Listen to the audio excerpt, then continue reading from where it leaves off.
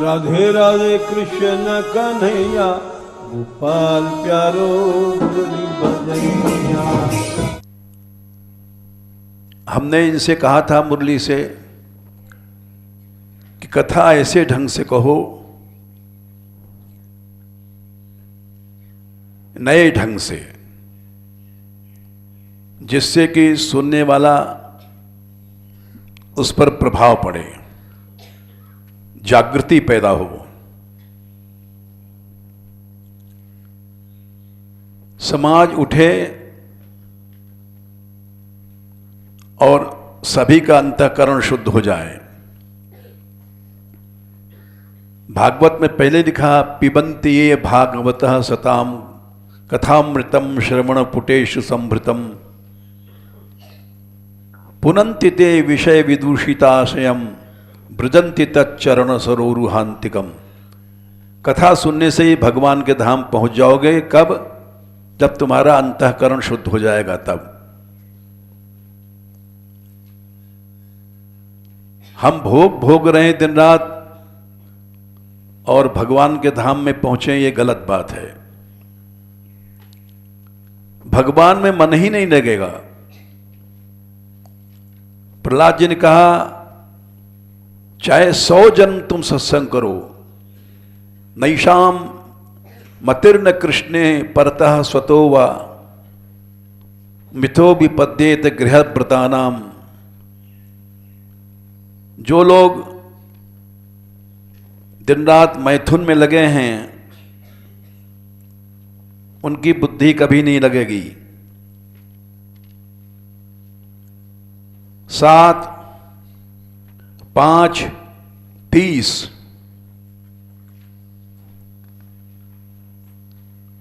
इसीलिए कथा इस ढंग से कहनी चाहिए कि लोगों का अंतःकरण शुद्ध हो जाए। हमको बहुत से लोग कहते हैं कथा कहना नहीं आता है क्योंकि हम मलमूत्र ऐसी बातें कहते हैं, लेकिन फिर भी हम कहते हैं और कहते रहेंगे, क्योंकि हमारा लक्ष्य अंतःकरण की शुद्धि है।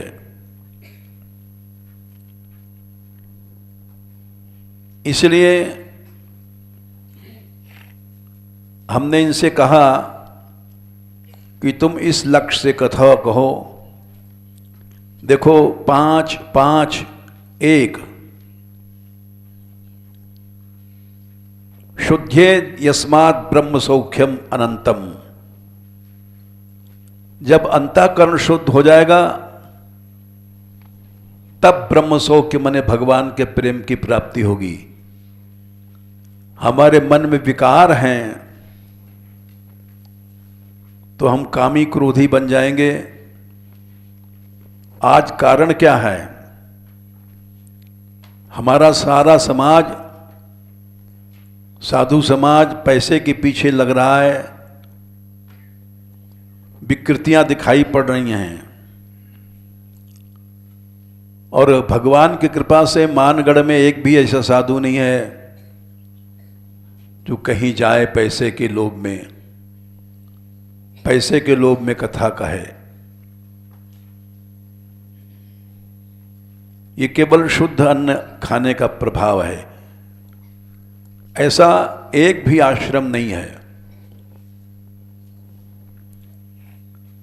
अगर इनको भी भोजन की चाट पड़ जाए तो ये प्रेम वेम नहीं रहेगा। साधु तो साधु, हमारे यहां एक भी लड़की एक पैसा नहीं लेती है। परम संत हैं और घंटों नृत्य करती हैं। क्या ऐसा कोई आश्रम है दुनिया में? लोग बुराई करते हैं, करते रहें, ऐसा कोई आश्रम नहीं है। महीनों तक पेपर में निकाला गया यहां के खिलाफ, जब माताजी गौशाला थी। लेकिन क्या हुआ? पेपर में रोज निकालो कुछ नहीं होता है। यहां राधा रानी कृपा है, तुम्हारे चिढ़ने से, ईर्ष्या द्वेष से कुछ नहीं होगा। इसलिए कथाकार का लक्ष्य होना चाहिए अंतःकरण शुद्ध हो जाए, विकारों से दूर हो जाए। जब भगवत प्रेम मिलेगा। फिर दूसरी बात हमने ये कही कि कथा इस तरह से कहो जैसे हम भगवत लीला देख के आए हैं। ये सभी इसको सुना के कह रहे हैं, खाली मुरली या श्री जी की बात नहीं है। जितने कथाकार हैं यहां, बहुत से लोग कथा कहते हैं और अच्छे विरक्त हैं, शुद्ध अन्न मधुकरी का खाते हैं, बड़े तपस्वी हैं, लोभी नहीं हैं कि पैसे के लिए कहीं जाएं। जब हजार हजार रुपए दक्षिणे यहीं मिल रहा है, नहीं जाते हैं, तो ऐसे संत संसार में नहीं है। कथा ऐसे कहना चाहिए जिससे सुनने वालों को विश्वास हो जाए, हाँ ये जो कह रहे हैं सही बात है। ये हमने कहा था, मुरली से यात्रा में बोलती थी रोज, लेकिन इसको समय भी नहीं मिला और उदाहरण भी नहीं मिला। आज एक नमूना रख रहे हैं, छोटा सा, वो इसको विकसित कर लेगी, क्योंकि भगवान की कृपा है। इसके ऊपर ऐसी पुस्तक लिखा है, रसीली ब्रज यात्रा,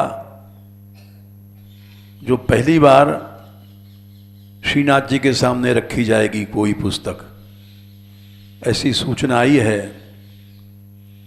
किसी दिन वहां पधराई जाएगी। इतना बड़ा सम्मान आज तक किसी पुस्तक को नहीं मिलेगा।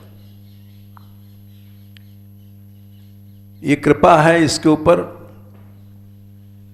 क्यों कृपा है? क्योंकि ये विषयों से दूर है, लोभ से दूर है। मुश्किल से जाती है कथा कहने, इसका मन ब्रज में ही रहता है। भेजना इसलिए पड़ता है, लोगों का आग्रह, ये तो जाना नहीं चाहती है। देखो,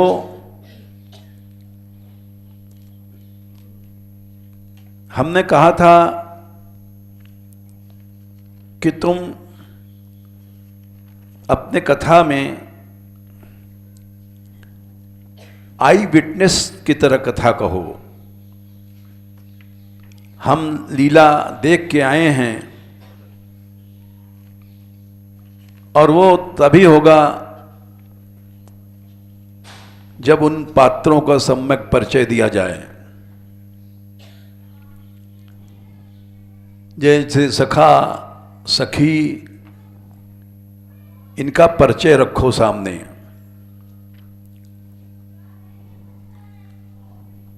तो इनको समय नहीं मिला यात्रा में, अब उसको हम सामने रख रहे हैं थोड़ा सा। कल ही रखने वाले थे, लेकिन कल किसी ने कहा शरणागति भी बोलो, तो हम चले गए उधर बोलने। श्री कृष्ण लीला कहने के पहले जहां सख्य रस आता है, जहां श्रृंगार रस आता है, उन पात्रों को परिचय भी जरूरी है।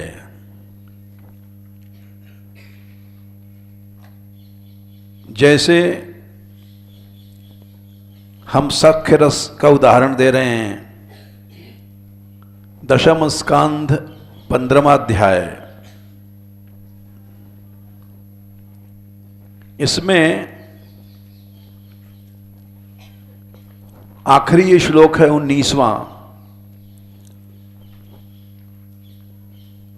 सब लोग नोट करो और सब लोग सीखो। एवं निगूढ़ात्मगते स्वमाया गोत्पात्मजत्वं चरितैर्विडम्बयन् रेमे रमा लालित पाद पल्लवो ग्राम्यै समम ग्राम्यवदीश चेष्टितः।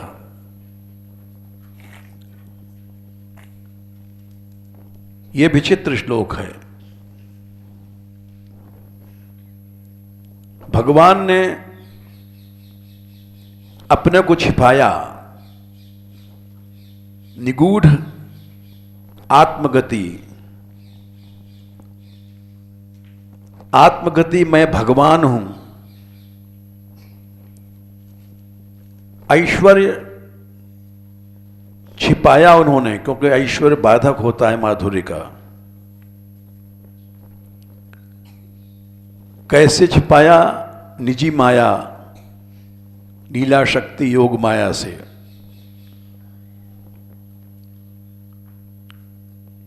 और एक गोपात्मज, गोप के लड़के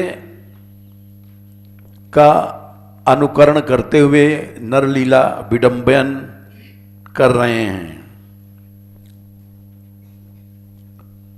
क्योंकि भगवान बन के आएंगे तो भगवान को कोई गाली नहीं देगा, भगवान को कोई मारेगा नहीं, भगवान से लड़ेगा नहीं, इसलिए छिपाना जरूरी है।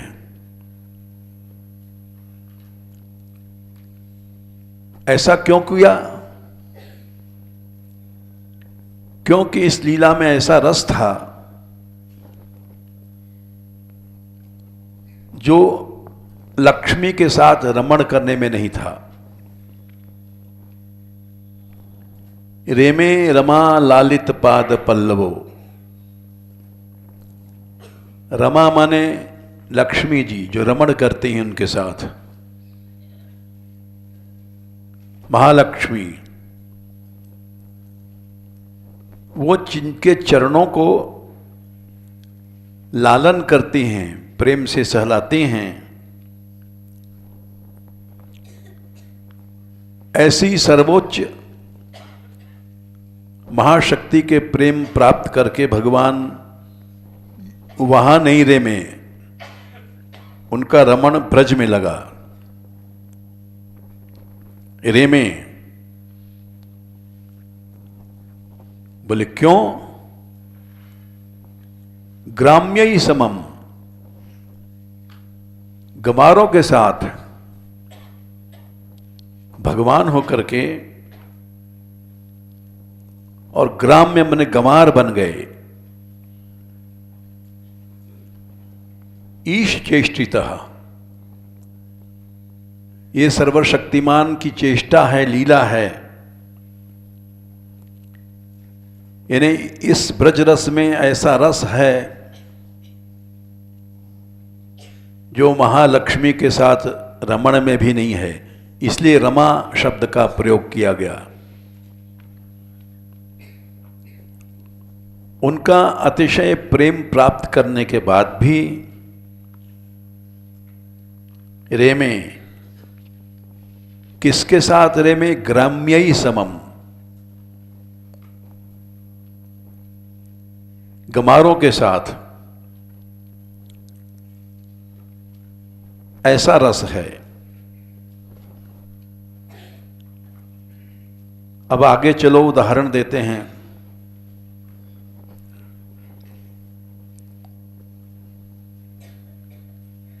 सखाओं के साथ भगवान खेल रहे हैं,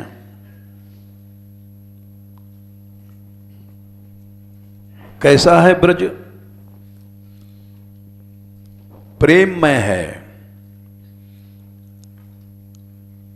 गमार का यह मतलब नहीं है कि यहां केवल असभ्यता है। ग्राम्य वध है, वतु प्रत्यय है। केवल लीला की दृष्टि से अनुकरण है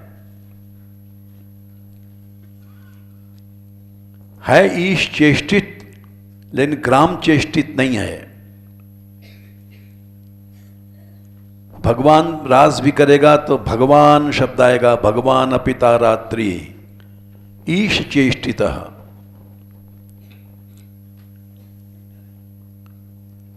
कैसा है ब्रज, उस ब्रज का निरूपण करो जिस ब्रज में न कोई जड़ है न चेतन है, न कोई पहाड़ है, न कोई नदी है, न कोई गाय है न बछड़ा है क्या? सब प्रेम है।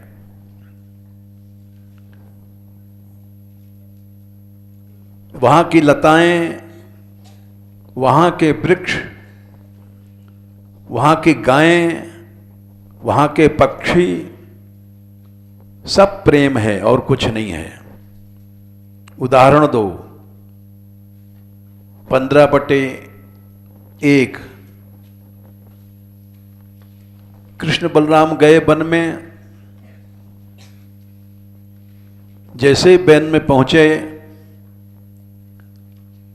लताओं ने देखा कृष्ण बलराम आ गए। ये जड़ लताएं नहीं है, चेतन है, चैतन्य है। लताओं ने अरुण पल्लव, कोई अतिथि आया है तो उसका सत्कार करना है। लताएं सत्कार कर रही हैं। सत्कार कैसे होता है? कुछ भेंट दो। किसी के यहां तुम जाते हो तो तुमको भोजन कराता है,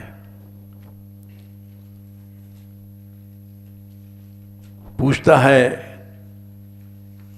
आप गरम पिएंगे कि ठंडा। ये सब सत्कार की शैली है। तो लताओं ने लाल पल्लव की डलिया बनाई। अरुण पल्लव माने लाल पल्लव की डलिया। किसी को भेंट देना है तो सुंदर पल्लव की बास्केट डलिया बनाई गई और उसमें फल और फूल रखे गए। फल प्रसून ज्यादा रखे। और उर्भरेण माने ऐसा नहीं कि वो जैसे दूध के कुल्हड़ पर हम लोग लड़ते हैं, चरणों में रखा। और स्पृशन शिखान, सबसे ऊपरी डालें चोटी की हैं, उससे चरणों को छू रही हैं। ये देखा तो दाऊ जी से बोले कृष्ण, स्वयं हंस गए। ओहो, कैसा सुंदर ब्रज है, सब कुछ प्रेममय है। यहां के लताएं संसार के वृक्षों की तरह जड़ नहीं है, चैतन्य है। स्मयन हंसते हुए अग्रज मने बड़े भाई से आदि पुरुष मने कृष्ण बोले। आदि पुरुष मने अंशी श्री कृष्ण ही हैं। चाहे वो बड़ा भाई है, चाहे कोई भी है। क्या बोले? अहो अमी देव वरामरार्चितम। अरे देवश्रेष्ठ, आपका जो चरण कमल है अमरार्चित माने सभी देवताओं से पूजित है। ऐसा आपका चरण कमल। और उसमें ये देखो, वृक्ष लोग वृंदावन के ये सुमना फूल और फल की पूजा लेकर के आपको झुक रहे हैं। शिखा भी, पेड़ की सबसे ऊंची डालियां भी भगवान के चरणों में स्पर्श कर रही हैं। क्यों? तमोपहत्य तरु जन्म यत्कृतम। वृक्ष जो अचर योनि मानी गई है माया में, संसार में, ये दिखा रहे हैं कि हम संसारी पेड़ नहीं हैं, यहां तम नहीं है, जड़ता नहीं है। जड़ता का नाश कर दिया है वृंदावन की लताओं ने। स्पष्ट शुकदेव जी कह रहे हैं, तो भगवान कह रहे हैं। उस जड़ता का नाश करने के लिए ये लता पता बने हुए हैं, और चेतन प्राणियों की तरह, गोपियों की तरह ये तुम्हारी पूजा कर रहे हैं। ऐसा ब्रज है।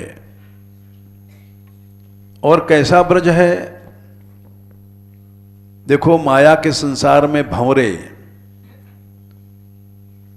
भंवरे काट भी लेते हैं, लोग डरते हैं। हे दाऊ, ये भंवरे ब्रज के हैं, ये भन भन नहीं कर रहे हैं।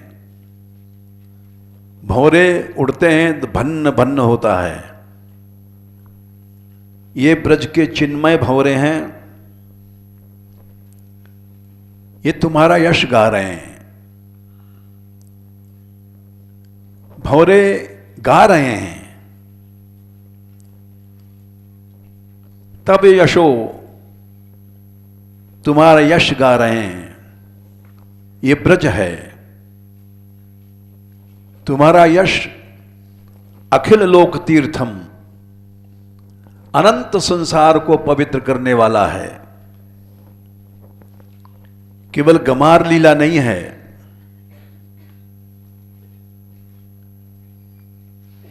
ये इस तरह से गा रहे हैं जैसे आदि पुरुष सृष्टि की आदि में जब प्रकट होता है, वेद स्तुति आदि में तो सब उसकी स्तुति करते हैं। इसी तरह से भंवरे तुम्हारा यश गा रहे हैं। और ये कौन है भंवरे? ये सामान्य भंवरे नहीं हैं। भवदी मुख्या तुम्हारे श्रेष्ठ भक्त हैं। तुम छिप करके यहां पर ग्वाल लीला कर रहे हो, किंतु इन्होंने तुमको छोड़ा नहीं। न जहाती, अपने दैव को कोई छोड़ता है? इसलिए ये ब्रज के भंवरे हैं। और आगे कहते हैं, यहां का सब प्रेममय है। देखो, तुम जिधर जाते हो हम लोग जाते हैं। जैसे कोई आता है श्रेष्ठ अतिथि तो उसको गान नाच से मनोरंजन किया जाता है। यहां का मान लो राष्ट्रपति जाता है विदेशों में, तो हमने सुना है, देखा तो नहीं है, कि स्वागत के लिए श्रेष्ठ सुंदरियां सामने लाई जाती हैं और उनके हाथ को कोई कोई चूमते भी हैं। एक सत्कार की शैली है संसार में। तो उसी तरह से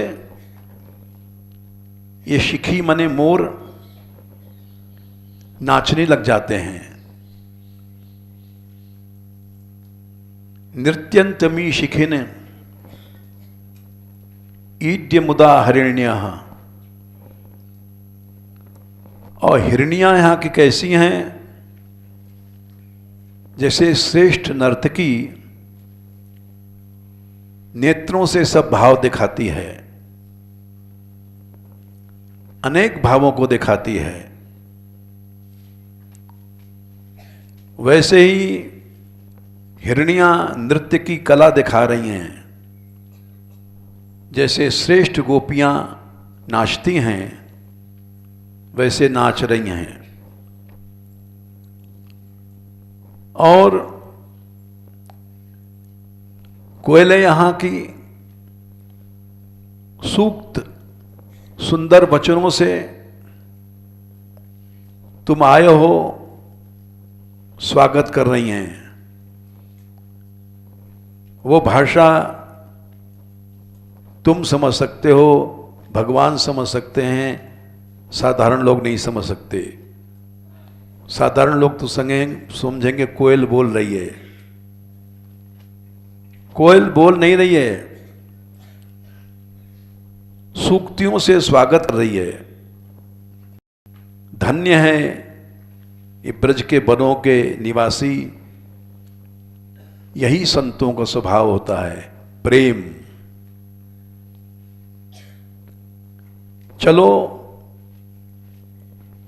ये तो ब्रज की लताएं, पताएं, भंवरे,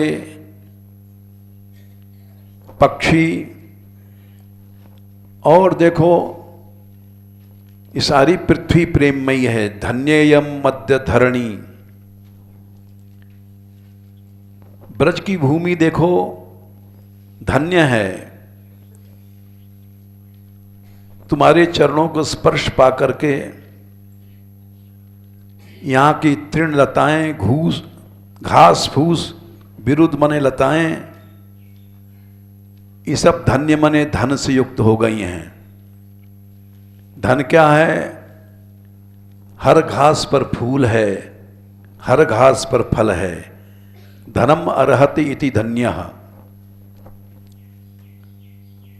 वन का धन्य क्या है? फल फूल। इससे यहां की घास फूस भी धन्य है, क्योंकि तुम्हारे चरणों को स्पर्श किया है और हाथों से छुआ है तुमने। करजा भी मृष्टा। चलो और देखो ब्रज कैसा है। यहां की नदियां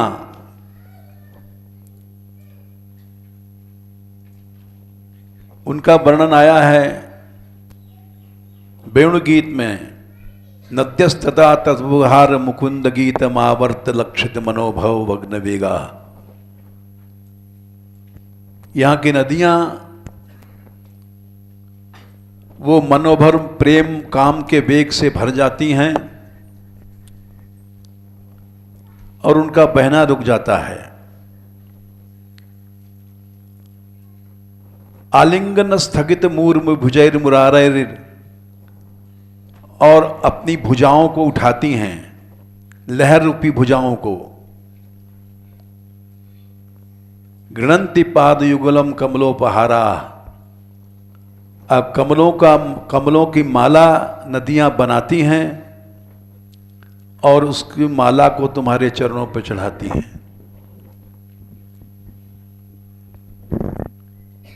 ये ब्रज है। यहां की नदियां भी प्रेम से भरी हुई हैं। अत्रि पर्वत, हंतायम अत्रि रबला हरिदास वर्यो।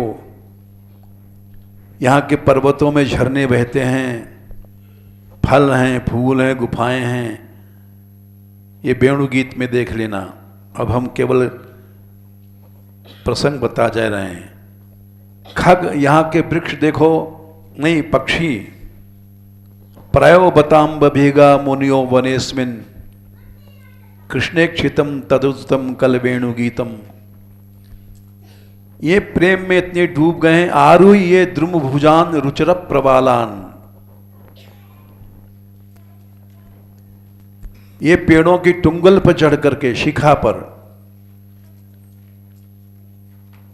और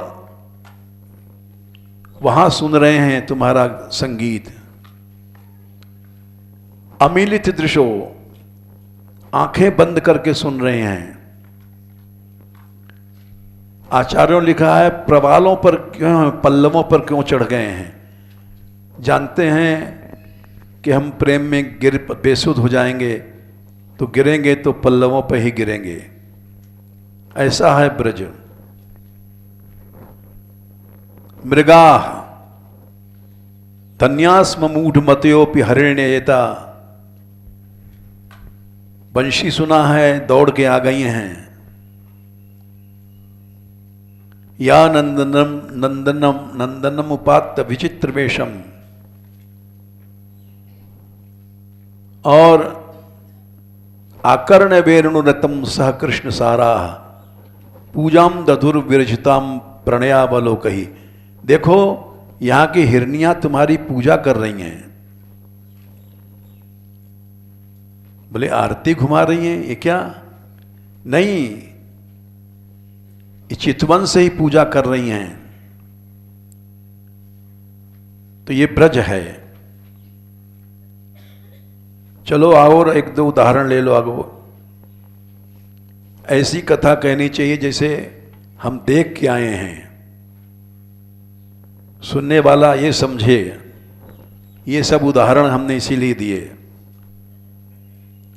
कहीं वेणु गीत, कहीं जुगल गीत, तुम ढूंढोगे तो तुम्हें मिल जाएगा सब। और एक आध अभी और उदाहरण दे देते हैं। 10वां श्लोक है, क्वचित गायति गायासु मदांधालिश्वनुव्रतई। कहीं तो कृष्ण गा रहे हैं,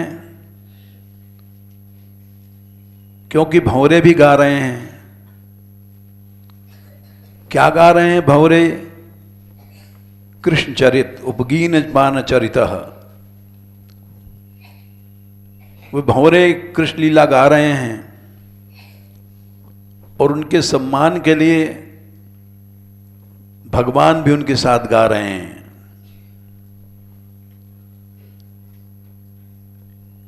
कौन गा रहा है? इसमें परिचय दो कुछ। सखाओं का, जैसे श्रीदामा का परिचय आता है। श्रीदामा श्यामल रुचि रंग कांतिर मनोहरा पीत वस्त्र परिधानो रत्नमाला विभूषितः।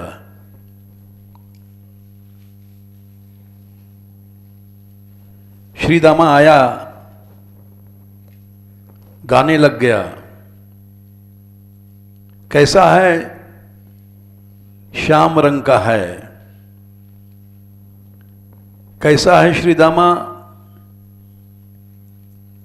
इसका परिचय दो। खाली कथा नहीं। श्रीदामा बृषभान जी का पुत्र है। बृषभान जी के 2 बच्चे थे। बृषभान का लड़का श्रीदामा, बड़ा लड़का सुबल छोटा लड़का था। और राधा इनकी बहन थी। कहीं कहीं ऐसा भी लिखा है गौड़ी ग्रंथ में, बृषभानु पिता तस्य माता च कीर्तिदा सती राधा नंग मंजरी च कनिष्ठा भगनी भवेद। राधा और अनंग मंजरिया दोनों बहनें थीं। तो श्रीदामा को परिचय दो। और वो आया है, गा रहा है।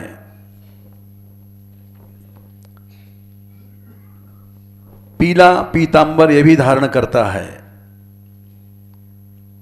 रत्नों की माला है, दिव्य रत्न हैं। वयः 16 वर्षश्च, 16 वर्ष का है। किशोरः परमोज्ज्वलः श्री कृष्ण प्रियतमो बहुकेली रसाकरः। बृषभानो पिता तस्य माता च कीर्तिदा सती राधानंग मंजरी च कनिष्ठा भगनी भवेद। यहां श्रीदामा गा रहा है सबसे पहले इसलिए कि भगवान का बड़ा प्यारा है। उसके बाद फिर दूसरा सखा आया, ये बोला कन्हैया चल हंस के साथ खेलेंगे।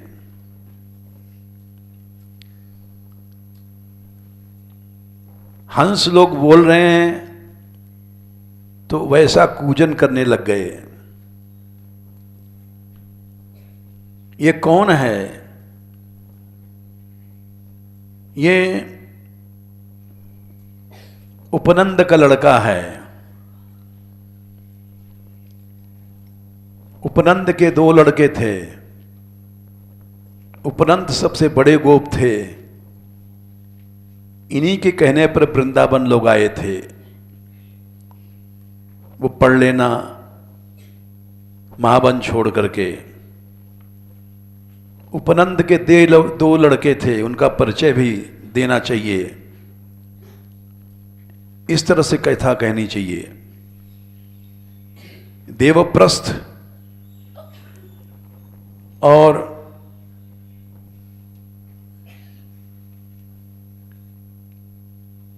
देवकृष्ण, नहीं, देवप्रस्थ और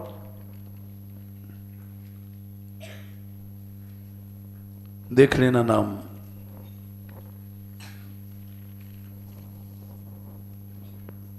ऋषभ। देवप्रस्थ और ऋषभ, ये 2 बेटे थे उपनंद के। ये अष्ट सखाओं में हैं, बहुत प्यारे हैं। देवप्रस्थ आया, बोले कन्हैया हंस के साथ चलेंगे। क्वचित कल हंसा नाम अनुकूजति कूजितम। फिर ऋषभ आया, उसका भी परिचय दो। उसने कहा नहीं कन्हैया, चल मोरों के साथ नाचेंगे। श्री कृष्ण चले पड़े, अभी नृत्यति नृत्यंतम बहिरणम हास्यन क्वचित। और मयूरों के साथ नाचने लग गया कृष्ण। इसी तरह से सभी सखाओं का परिचय देते जाओ। अब समय हो गया, मैंने तो एक केवल थोड़ा सा नमूना रखा है।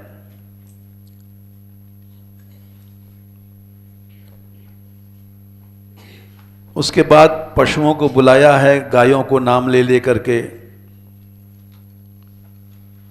फिर पक्षियों के साथ खेल रहे हैं। कहीं कहीं थक गए हैं तो दाऊ जी के चरण दबा रहे हैं कृष्ण, 14वें श्लोक में अपने गोद में लिटाल करके। फिर नाचने लग गए, गाने लग गए। बलगतो मने बहस करने लग गए। नहीं तो गानो तो आवे नहीं, बन गयो बंसी वारो। ग्वाल बाल संगीत गोष्ठी कर रहे हैं, वो पद तुम्हारे पास है। हरि समान वेणु को इन बजावे। और वहां आपस में कलह हो गया। नहीं तू बेसुरा गावे, जाने नहीं बूझे नहीं। तो युद्ध तो दोनों में सब आपस में कुश्ती होने लग गई। इस लीला को बढ़ाओ। गृहीत हस्तो गोपालान हसंतो प्रशंसतु। युद्ध का यह मतलब नहीं है कि ऐसी लड़ाई होने लग गई जैसे यहां होती है। हाथ पकड़ के एक सब दूसरे की प्रशंसा कर रहे हैं। अरे नहीं भाई, तू बहुत बढ़िया गावे, तो हमसे बढ़िया गावे। और भगवान मद विघूर्णित लोचन ईशत मानदह सुहृदाम बनमाली। युगल गीत में आता है, मानदह सबका सम्मान देते हैं। थक गए